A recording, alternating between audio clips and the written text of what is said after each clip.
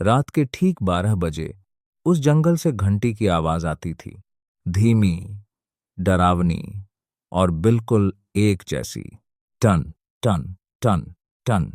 गांव वालों का कहना था कि जो भी उस आवाज का पीछा करता है वो कभी वापस नहीं लौटता। उत्तर भारत के एक छोटे से गांव के पास वो जंगल था, घना, अंधेरा और इतना खामोश कि अपनी सांसों की आवाज भी डराने लगे। सालों पहले वहां एक छोटा मंदिर हुआ करता था, लेकिन एक रात अचानक आग लगी और मंदिर के पुजारी समेत कई लोग जिंदा जल गए। उसके बाद से हर रात जंगल में घंटी बजने लगी।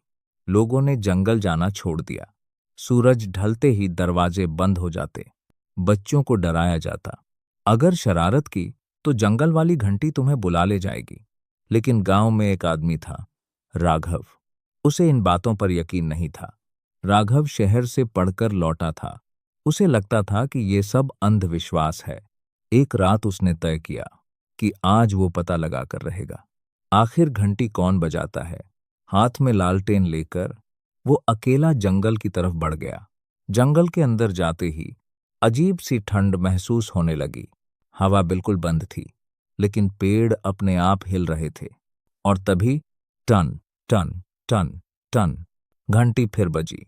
इस बार आवाज बहुत करीब थी। राघव धीरे धीरे उस दिशा में बढ़ने लगा। उसके कदम जितना आगे बढ़ते, घंटी की आवाज उतनी तेज होती जाती। अचानक उसे एक टूटा हुआ मंदिर दिखाई दिया। चारों तरफ जली हुई दीवारें और बीच में एक पुरानी घंटी। लेकिन सबसे डरावनी बात यह थी कि घंटी अपने आप हिल रही थी। राघव की सांसें तेज हो गईं। तभी पीछे से किसी बूढ़े आदमी की आवाज आई, यहां से चले जाओ, अभी भी समय है। राघव पलटा। सामने सफेद कपड़ों में एक बूढ़ा आदमी खड़ा था। उसकी आंखें बिल्कुल सूनी थीं। राघव ने पूछा, तुम कौन हो? बूढ़ा धीरे से बोला, मैं वही पुजारी हूं जो इस मंदिर में जिंदा जल गया था। राघव के हाथ से लालटेन गिर गई।